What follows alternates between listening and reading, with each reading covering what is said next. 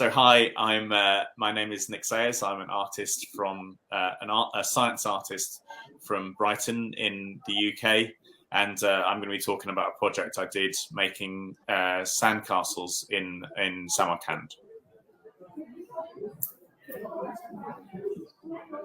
И здравствуйте, меня зовут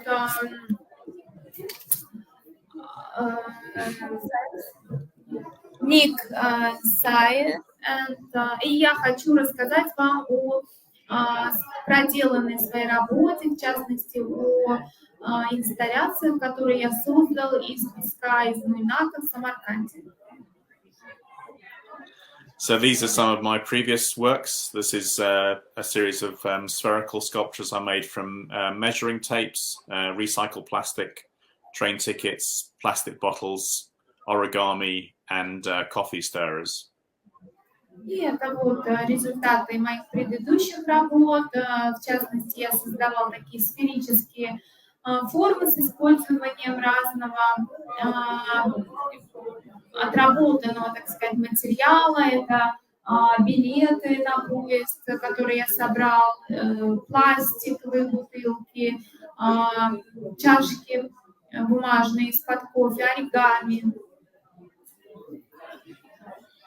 The biggest of these was a sculpture I made, like a shelter dome made from 135 estate agent signs. So these are signs that are usually used to sell houses, but I was making it a comment about homelessness and sustainable architecture. I like to have a sort of aspect of politics in my artwork. И вот я создал такой небольшой, так сказать, домик укрытия сферической цели, шелтер, да, такой как бы для бездомных, который я собрал из 155 объявлений обычно, которые размещаются для продажи дома. В своих работах я стараюсь привнести какую-то политическую, стратегическую идею, наполнить смыслом. And I've even used my own head as a sculptural medium. So this is using the barber's razor to dictate a pattern across my head. Ну и также вот я с использованием волос на голове создал вот такой принт, тоже для иллюстрации как бы одной из своих идей. This is, I guess, the biggest of my sculptures that I've made. This is a Baku New Year tree that I made in December 2013 in Azerbaijan.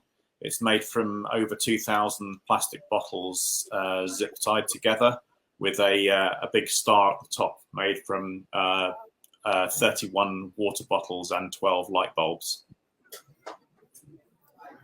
И это одна из самых больших моих инсталляций, которые я создал. В частности, это такая импровизированная новогодняя елка, которую я создал в Баку, в Азербайджане в 2013 году с использованием 2000 приблизительно пластиковых бутылок и с такой вот красивой звездой из 31 пластиковой бутылки. This is another project I did. This is making this is called a giant pantograph. So it's a machine that you can use to miniaturize drawings. So what this woman is doing is she traces around these two children, and at the other end, through the magic of mechanics and mathematics, you get a drawing onto A4 art paper. So it's 1/6 the scale.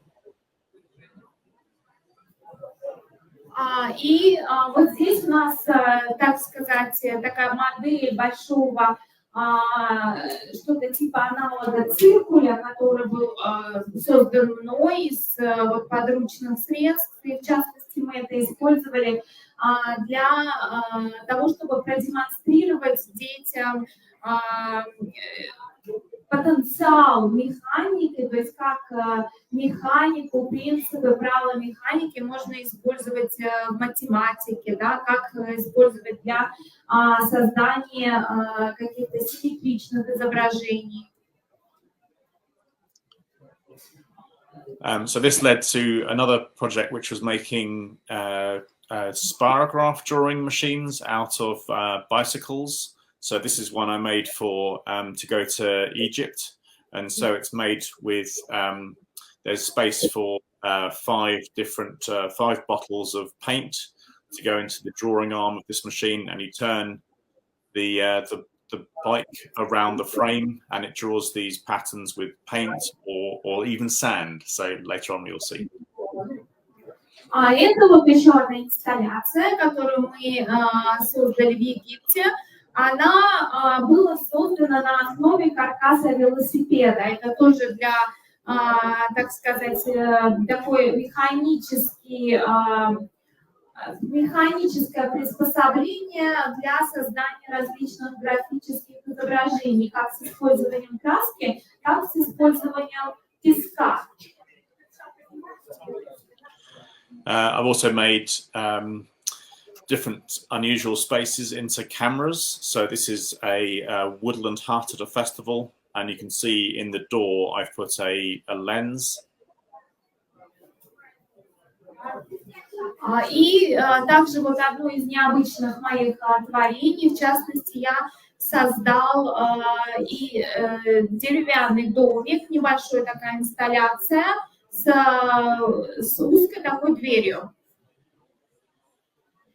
So this is inside the hut, and it projects the forest upside down onto the walls of the hut, so people get the experience of being inside a camera. И это вот здесь окна и двери дома сделаны были в форме линзы, как бы, да, и когда ты заходишь в дом, ты себя ощущаешь, как будто ты попал внутрь камеры. И у присутствующих, да, у тех, кто рассматривает эти изображения, есть возможность представить, как работает камера, механизм. And I made these. I made this pinhole, camera obscura kit that children could put together at the festival and make an actual working camera. It's called a camera obscura. И вот такую мы создали, в частности, так сказать, сферическую камеру. Мы ее собрали с использованием линз, и когда дети в нее смотрят, такой создается эффект камеры. During the pandemic, I lost most of my work because it involved traveling and going to other places. So I started a project drawing portraits of my neighbors and talking about life during the pandemic. И во время пандемии, как вы знаете, мы все были ограничены в движении, не могли путешествовать. Я практически не мог заниматься тоже своей деятельностью. И я решил как бы заниматься тем, что стал рисовать портреты своих соседей. Это тоже было очень увлекательное занятие. And then after doing that, I started drawing portraits of people in one person from each country of the world via Zoom, and talking about life in their country during the pandemic all around the world. So I ended up drawing people in 123 of 197 countries. И также во время пандемии, чем я занимался, я организовывала онлайн-встречи через Zoom и общался с людьми из разных стран. И я в день рисовал по одному портрету какого-то одного человека из другой страны.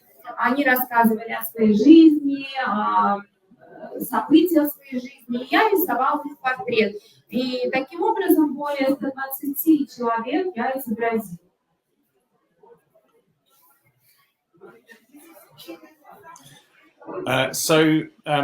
Going back to Tashkent. So in 2013, I was invited to the Tashkent Biennale, and I brought some photographs of my spherical sculptures, and also brought a inflatable sculpture made from garbage bags. И возвращаясь, например, к Ташкенту, хотел бы также рассказать, что в 2013 году, когда я был приглашен в Ташкент, я решил собрать вот такую свою также еще одну инсталляцию, структуру, которую я собирал из мешков для мусора пластиковых. And here I am in amongst all these international artists in Independence Monument Square, and yeah.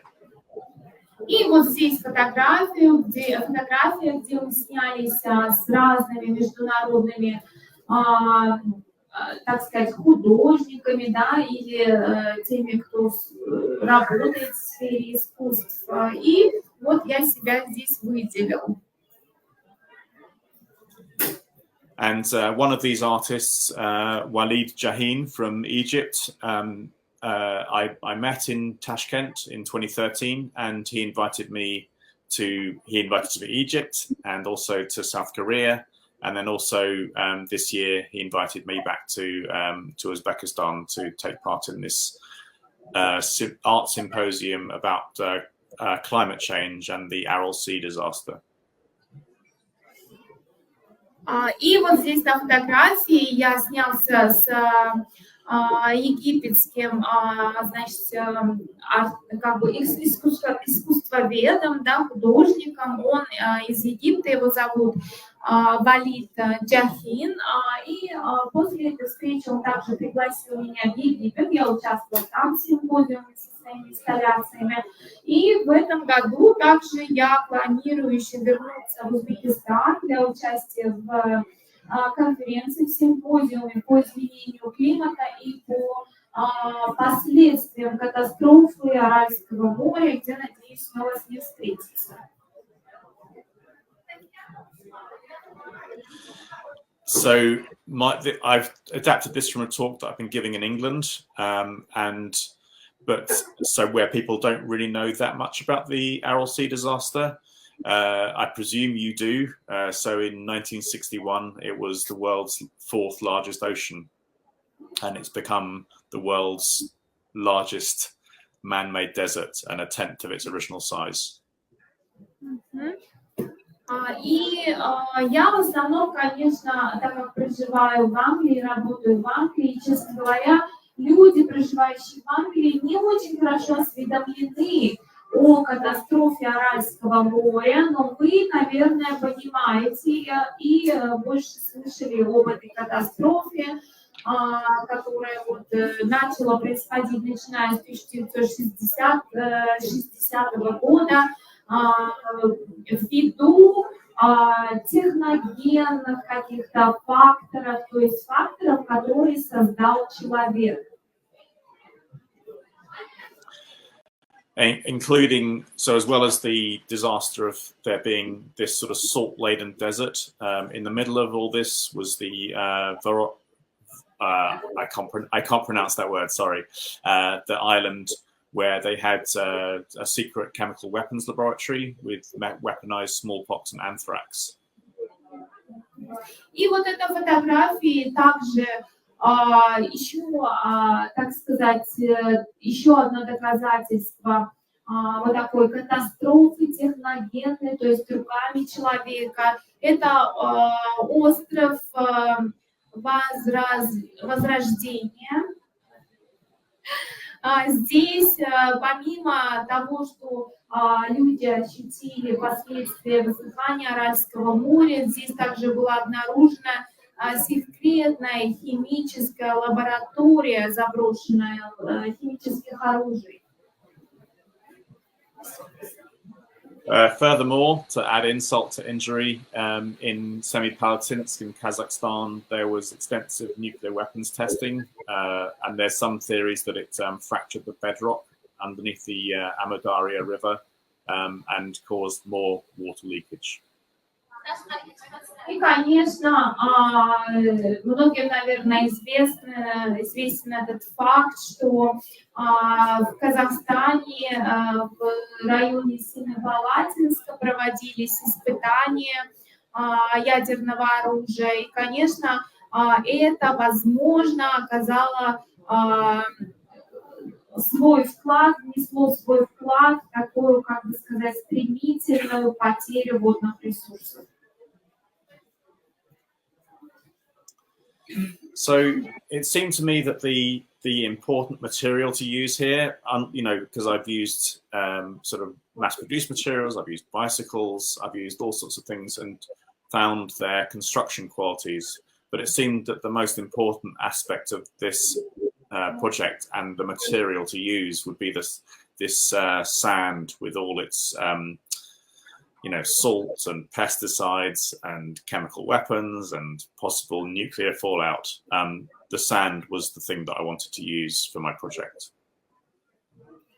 Ну, и так как вы поняли, я занимаюсь искусством, создаю какие-то инсталляции разные, и в основном пользуюсь подручными там средствами. Вы видели, вот у нас была такой продукт, инсталляция, собранная из частей велосипеда, из пластиковых бутылок и так далее.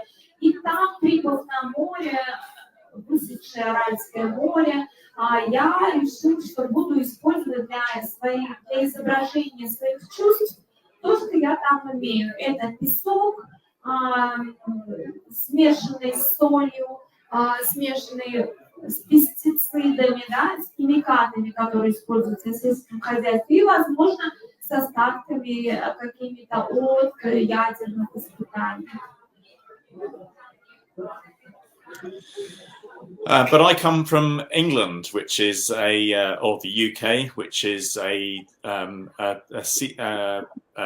island nation. I also come from Brighton, which is a seaside sort of tourist resort, and so it seemed like an interesting contrast to bring buckets that are usually used to make sandcastles on the beach, like a sort of quite playful thing. И, как я уже сказала, я сам из Британии, из Великобритании, в частности, из такого городка Брайтон, который расположен на острове. Это прибрежная зона, и это такой, знаете, как бы контраст между тем, с каких условий я приехал, в какую страну. То есть страна является у нас изолированной дважды от доступа к морю, а я приехала из места, где есть море. И поэтому я захватила с собой вот эти ведерки для того, чтобы строить вот такие песчаные инсталляции. So I found this one particular bucket that had a tower and a wall, and I'll explain why that became important. И я, в частности, решил выбрать вот такие формочки с изображением таких замков, стен. Я потом расскажу, почему именно их я выбрал. So when I visited Samarkand before, and Tashkent as well, to a certain extent, in 2013, I was really inspired by the Kufic Arabic script and the sort of grid patterns on the walls and towers of Registan Square. И, в частности, как я уже говорила, в 2013 году я посещала Узбекистан, у меня была возможность посетить Самарканд, Ташкент, и на всех исторических, значит, местах, изображениях я имела возможность наблюдать вот такие скрипты, да, то есть написания на арабском языке, изображенные в виде вот таких символичных принтов на вот этих исторических объектах. И я был вдохновлен этим. So I wanted to make a modular structure, like a grid, inspired by these grid patterns. And I remember there was this there's a mathematical fractal called the Hilbert-Moore curve, and with this pattern, you start off with a sort of like a square, and you add more and more kinks to it until in the final, I mean, this is only 6 stages, but in the infinite stage, you have a one-dimensional line entirely filling up two-dimensional space. И, в частности, проанализировав увиденное и вдохновившись тем, что я увидел, я стал анализировать это с математической точки зрения. Вы знаете, вот в математических науках есть такое понятие, как изгибы Гилберт-Мура называются, в честь ученого, который их представил, да, много лет назад. И я стал как бы создавать такую сеть, изображать ее визуально, вот эту инсталляцию вот с такими паттернами, да, с такими принтами, которые вот были созвучны с тем, что я увидел. So I took this sandcastle bucket to a play park in the town where I live, and I started making like practice sandcastles, and I got some very strange looks from the parents in the park, and also from the children who kept on trying to steal my sandcastles, the buckets, to make their own structures. И вот, как я уже сказал, приобретя вот эти формочки для песчаных каких-то инсталляций, я стал практиковать свой навык построения песчаных замков у себя на родине, в своей прибрежной зоне. И, конечно, был удивлен полученным результатом. И более того, детям тоже вокруг, которые бегали, очень понравилось. Они пытались даже у меня утащить вот эти формочки. So then I went to Uzbekistan in April this year, and this was the first time I'd taken a flight since the pandemic, and I was really shocked to see that I was in the hundreds of people at Gatwick Airport. I was one of the, I think I counted maybe 3 or 4 other people wearing masks. It just feels like we've learned nothing from the pandemic. И после этого я отправился в путь обратно в Узбекистан в апреле этого года. И, честно говоря, это был первый мой выезд после пандемии. И я даже немножко был шокирован тем, что оказался в такой большой толпе, где было 1000 людей, которые не носили маски. И я видел всего лишь несколько людей, которые были в масках. Меня немножечко это даже ввергло в шок. So when we got there, we went to Nukus, and then we had a 3-hour minibus journey to Minac. But on the way, we went to Mishkaidan, Zoroastrian necropolis, which is near Nukus, and I was really taken with these beautiful sandstone walls and towers that were sort of reminiscent of my work. И в апреле, приехав в Узбекистан, мы отправились в Нукус, и из Нукуса на минивэне мы отправились в Муйнак. По дороге мы заехали в Междаханское место, которое является историческим местом с историческими памятниками зороастризма. И увидев все вот эти песчаные, то есть созданные из глины и песка объекты, я был очень впечатлен.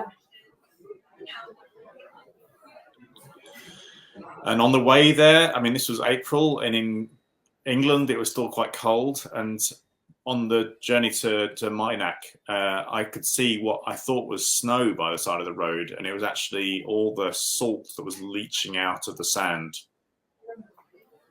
И вот по дороге в Мойнак, так как у нас, например, в Англии, когда выезжал, было прохладно, я подумал, что, возможно, и здесь лежит снег. Но приглядевшись, я понял, что это просто солончаки, то есть соль покрывает почву, и со стороны это выглядит как будто бы снег, такой соленый снег. And then we got to Minack, and I don't know if any of you have been here, but it was, to me, it was just the most surreal experience, like these ships in the middle of a barren desert. И вот, наконец, мы прибыли в Муйнак, и я был просто шокирован увиденным. На меня это произвело просто неизгладимое впечатление, увидеть все эти стоящие корабли посредине пустыни.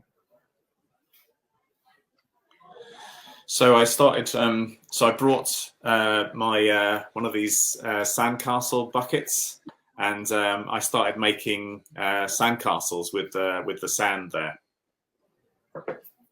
И приехав, значит, в эту пустыню на осушенное дно Орала, я начал собирать свои инсталляции с использованием вот выбранных моих формочек для песка. And then we were also climbing up onto the boats, and again, I really like the sort of contrast of this sort of bright pink sandcastle and these little sort of symbols of empire, or almost sort of on the boat, on the deck of these boats. И также мы забрались на один из кораблей. И, конечно, я тоже использовала свою формочку, собрал там вот этот маленький замок из песка. И я специально оставила его вот в кадре для того, чтобы был виден вот этот контраст, то есть розового ведерка и вот этого покрытого ржавчиной корабля. Here's another image from that series. Это вот еще один кадр из вот этого места, так сказать, кладбища кораблей. So as we were leaving, I got my fellow artists to help me dig up the sand using rubber gloves and these big heavy sacks that I brought. And I really like the contrast, the sort of the irony rather of on the left here is Walid Jahin from Egypt, and I like the irony of employing an Egyptian to build a sand castle for a desert-based construction project. An Egyptian. И вот здесь на фотографии вы видите мою команду, она тоже как бы из приверженцев искусства, творческих людей, фотографов, и в частности, также в моей команде были художники из Египта, так как я планировал заниматься инсталляцией из песка, и решил, что было бы, наверное, хорошо привлечь художников и специалистов из Египта также.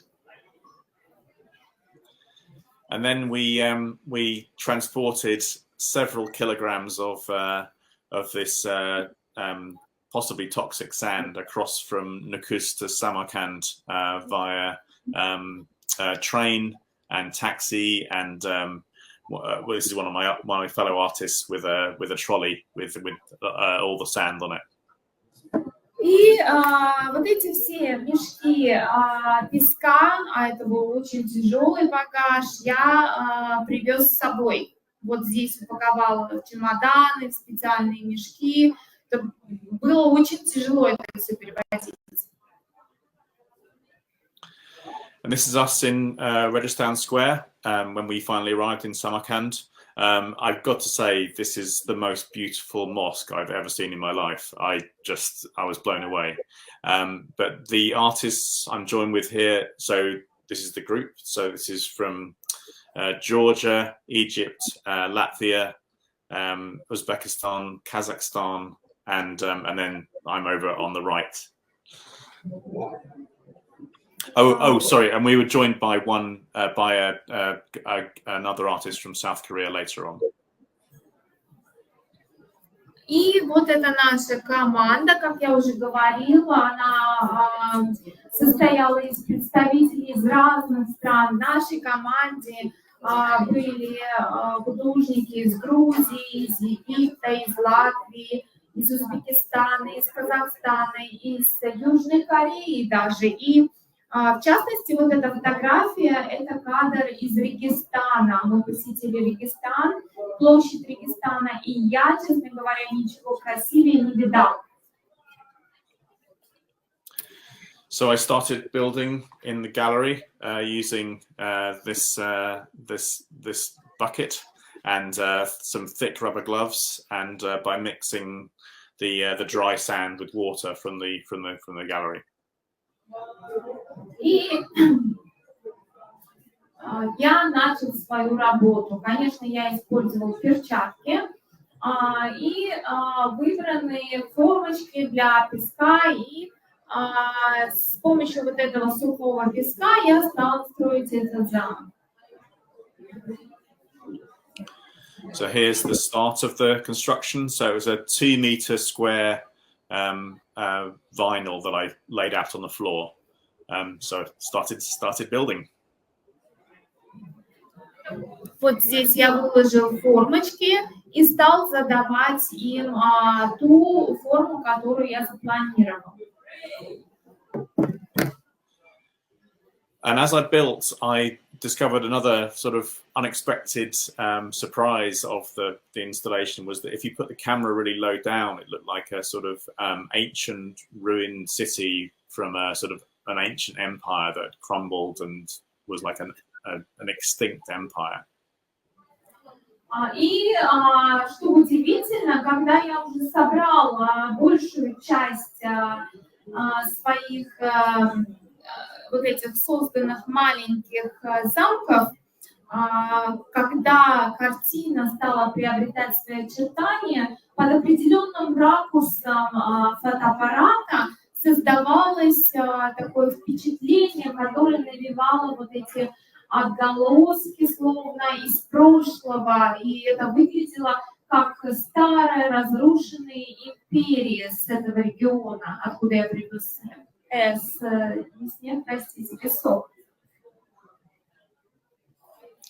So here I am finishing it. I was overjoyed to have done it. It took about 2 solid days of work, and I ended up with really bad like a strain injury in my feet from crouching down so much, but I was really proud of it. И я потратил 2 усердных дня, так сказать, я очень усердно работал, честно говоря, даже немножко мои коленки пострадали, ноги, потому что я работал в таком положении, но по окончании 2 этих дней я был весьма доволен результатом. Here it is from above. So I very carefully climbed up a step ladder to take a photograph from above, and you can see you can actually see, but it's like a continuous loop of sandcastles. There's 256 sandcastles. Вот, и в целом вот так выглядела моя как бы финальный продукт, да, инсталляция. Она состояла из около 256 вот этих элементов, которые я выстраивал из формочки, песка и немного воды, и получилась вот такая вот картина. And as well as the installation on the floor, I had had 9 of these photographs that I'd taken at my neck enlarged to A1 size, and I like the idea of them being sort of like giant seaside postcards. И помимо того продукта, да, вот из этого песка, который я привез из Муйнака, помимо этой инсталляции, также я распечатала фотографии, которые сделал на, так сказать, кладбище кораблей, и распечатала их в увеличенном размере, также представила их рядом с этим экспонатом. So the night before the show opened, the gallery I should mention Art Station in Samarkand was the gallery. They mentioned they had an extra room that they would like me to fill with another installation, and I'd actually brought my sand spirograph drawing machine, and so I drew a whole series of patterns using this machine in that room. И когда мы были в Самарканде, также мне была предоставлена отдельная комната, и я с собой привез вот эту собственную, оборудование, да, так сказать, приспособление, которое с помощью песка или красок может рисовать разные изображения графические и другие.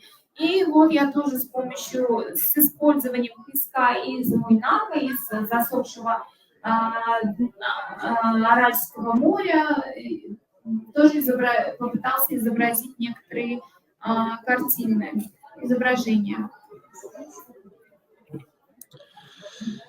So I'm going to jump subject a little bit here. So this was the original cause of this disaster of the Aral Sea was Stalin and the Soviet Union, who created this irrigation project to feed the cotton industry. And we sort of look back on this as if it was like, well, it was a terrible thing, but we're looking backwards at what happened with the Soviet Union.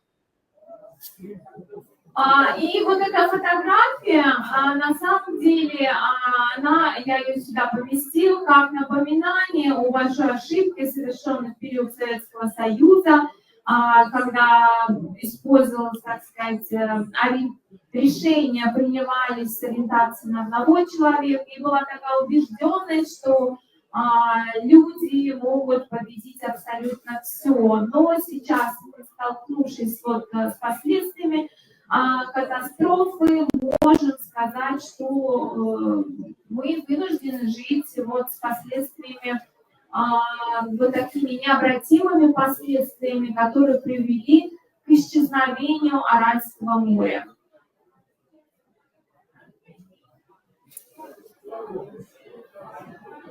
And you can see evidence of this in, in Tashkent. What is now the Timur statue since 1991 was previously the Karl Marx monument from 1968 to 1991. So before 1991, the Soviet Union was very in evidence in Tashkent. И также я, конечно, не мог не сфотографировать известный монумент Амир Тимура, который расположен на площади Мустакилик, на площади Амир Тимура. И она была установлена там с 1991 года. До этого на этом месте стоял памятник Карлу Марксу, начиная с 1968 года вплоть до 1991. Hang on, sorry. So I think part of what I was trying to sort of say in my sculpture was about my installation was about these sort of dead empires. И я думаю, что, конечно, монумент здесь, почему я поставил рядом эту фотографию изображения монумента, посвященного Карлу Марксу, как напоминание изображению об умершей империи, изжившей себя империи. And I should acknowledge that I'm British, and we obviously had the British Empire as well, which is kind of now sort of not so big anymore. Ну и так как я уже говорю, что я в Британии, как вы знаете, Британия в свое время тоже была на протяжении долгого времени империей считалась, которая сейчас, конечно, уже имеет другую абсолютно форму государственного строя.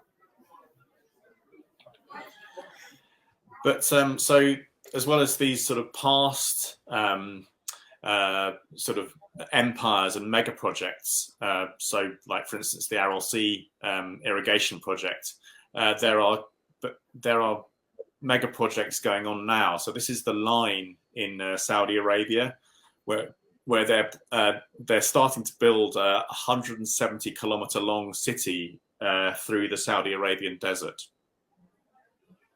И также как бы в контраст катастрофы Аральского моря, здесь я привожу фотографию прибрежной зоны, здесь прибрежная линия, часть Неом, это пустыня, граничащая также с водоемом, который имеет прибрежную зону протяженностью 170 километров вдоль населенного даже пункта города, который находится в пустыне Саудовской Аравии.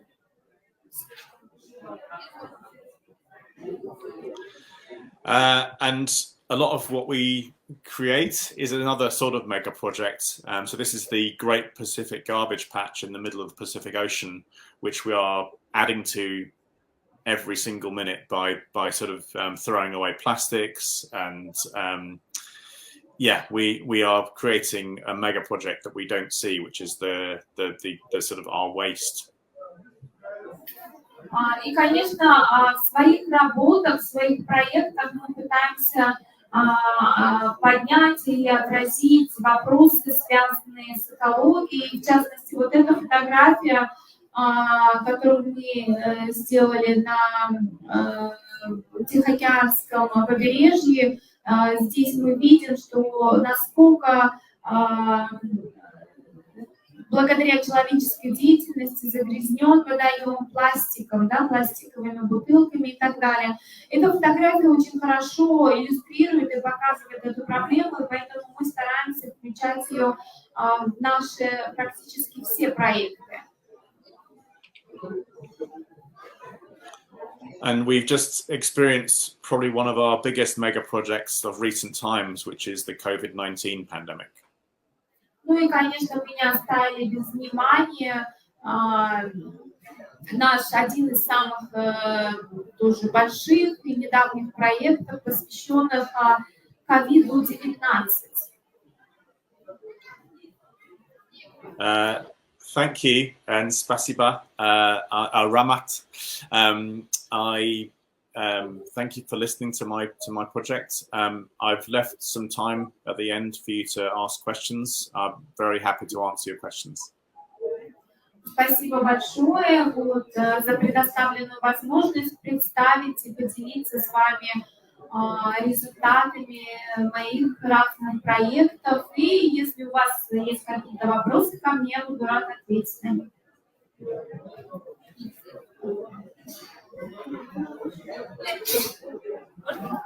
Чем еще он занимается, кроме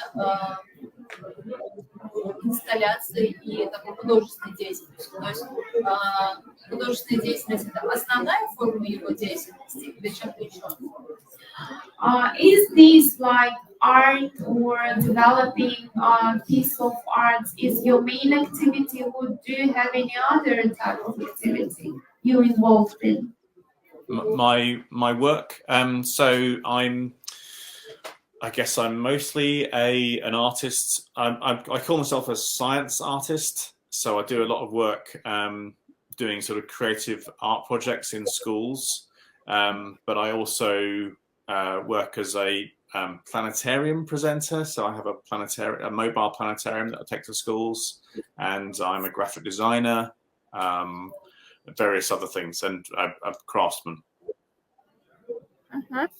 Ну, наверное, в большей степени я все же художник.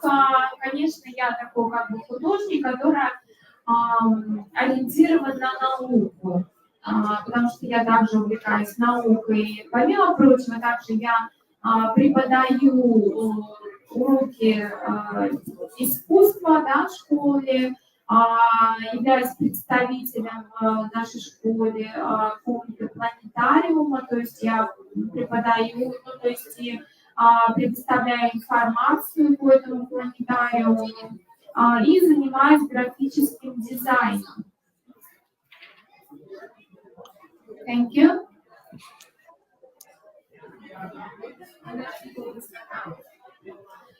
Yes, we have found you in Instagram, and you will have more followers now. Thank you, Ramat. I see someone's written in the Facebook comments. Should I answer this question? Я даже вот здесь вижу в Фейсбуке есть комментарии. Давайте я тогда на них отвечу. Здесь вопрос. Так, можете объяснить или рассказать о важности использования, да, какую роль сыграли вот эти формочки или ведерки для песка в ваших инсталляциях? Такой вопрос. Yeah, you can answer, of course. Sure. So as I was trying to explain, like I think sort of castles kind of represent empire, and this idea of sort of building castles as a sort of like a symbol of power and empire, and sort of taking up a sort of land and space. But also, you know, as a contrast, it's also something that children do on beaches. It's like a sort of playful activity. So it sort of contrasts the sort of playful act of making a sandcastle as a tourist with the terrible thing that happened in the Aral Sea. Ну, как я уже сказал, я намеренно выбрал такую формочку в виде такого замка для того, чтобы подчеркнуть символ империи, да, символ власти того времени, но при этом и сыграть на контрасте, то есть это то, что обычно дети используют в прибрежной какой-то зоне, да, отдыхая, играясь и строя вот эти замки, которые на самом деле являются очень, как сказать, уязвимыми, да, легко разрушимыми и несерьезно воспринимаемыми. То есть эта идея состояла в том, чтобы подчеркнуть вот эти контрасты.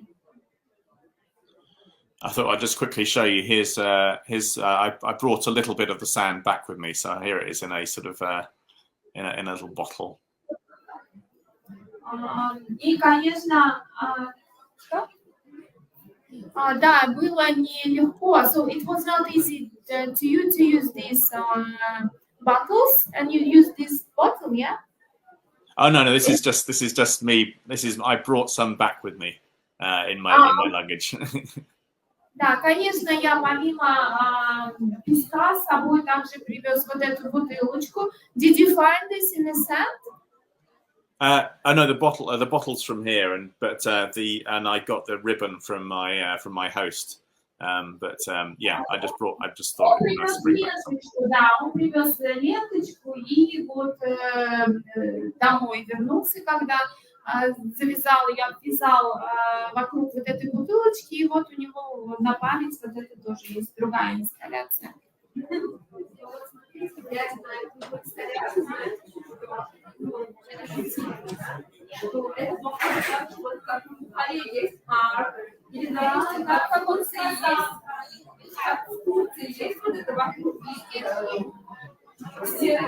Старый, да, вот эти? So your installations made of Sana actually reminded participants these old ancient cities or walls which remains since that ancient ages, you know, like in Hiva, even in Turkey, maybe somewhere. Oh yeah, yeah. Like, oh, and we have you know, I come, yeah. And you know, England has got lots of castles everywhere, like ruined castles. It's it's sort of history of once powerful rulers like Timur and King Alfred and King Henry VIII and all these people from history have sort of at one point were the most powerful people, and they built these castles as a sign of strength. Да, конечно, как и в Узбекистане, в Англии тоже есть оставшиеся, да, руины разрушенных вот этих замков, да, и, конечно, вот эти замки из песка, они напоминают и являются вот таким символом эпох того времени, империй, как сказать, глав, да, правителей, Амир Тимура и те, которые правили, например, в то время в английской империи. Вы знаете, пока вот Ник не стал рассказывать про идею, и пока мы не увидели ближе эти детали, вот мне, например, со своей стороны казалось, что это кости. Но вот даже вот этот момент, то, что вот мне показалось, что это кости, а потом оказалось, что это песок, наоборот, это даже еще больше сыграло, мне кажется, на идею о том, что вот эти кости, может быть, людей, которые сделаны из песка, которые так легко рассыпать. And the thing is that, for example, before you start explaining the background and the idea, where it comes from and so on, from the picture, the participants also had the impression that it's like kind of remainings of like maybe bones or something like this. Because of the color and shape, and it's also like kind of another contrast and the parallel, which kind of reminds or leads us to idea that it's like from remaining consequences from that time. Yeah, and I guess the Minack ship graveyard was one sort of important, major sort of like it's such a tragic thing, but it became a very big inspiration to me. And then also when we went to the Mishkaidan cemetery, again, it was this sort of ancient graveyard containing the sort of, the bodies and of people long gone, and like a whole culture, like the Zoroastrian culture that's like past. Да, конечно, и сам факт, например, того, что мы вот отправились и были и собирали этот песок на вот этом так называемом кладбище кораблей, да, посреди пустыни, которая сейчас пустует, и когда-то была как бы местом существования людей, их деятельности, которые вынуждены были покинуть эти места. И здесь, конечно, там есть и сохранившиеся отголоски еще более древних времен, и тех времен, когда там процветал зороастризм и так далее. Все это можно как бы соотнести вместе. I can see there's a question from Facebook here. Здесь еще один вопрос из Фейсбука. У нас вопрос таков. Можете ли назвать конкретных художников, да, или деятелей искусства, которые вдохновили вас на совмещение науки и искусства? So I was particularly inspired by land art and environmental art of the sort of, I guess, the 1970s and 1980s. So Andy Goldsworthy, Richard Long, those people. Ну и в частности, конечно, я был в первую очередь воодушевлен художниками еще из 80-х, которые занимались, так сказать, естественным искусством, да, на основе окружающей среды, на основе природы. and sort of for science and art, I suppose people like Conrad Shawcross and Leonardo da Vinci, obviously. Yeah. Конрад Шухрос, Леонардо да Винчи, конечно, являлись теми, кто меня вдохновлял.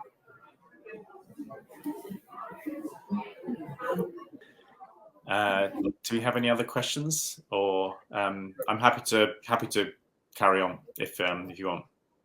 Thank you very much. It was a very interesting presentation, and we don't have any more questions. Thank you. Oh. And we wish you like more inspiration, more ideas, and more outcomes of your work. Thank you. Thank you. Shall I just take a photograph of me and the audience? And we will be looking forward to have pictures of your new ideas and products installations. Thank you. Yeah, follow me on Instagram and so forth at Nick Sayers. Instagram. Yes, we have submitted you, sent you some requests to follow us back. Thank you. Of course. Goodbye. So let's take a picture. Just a second. Yeah. Maybe we will make a kind of screenshot or the picture, like who is the audience.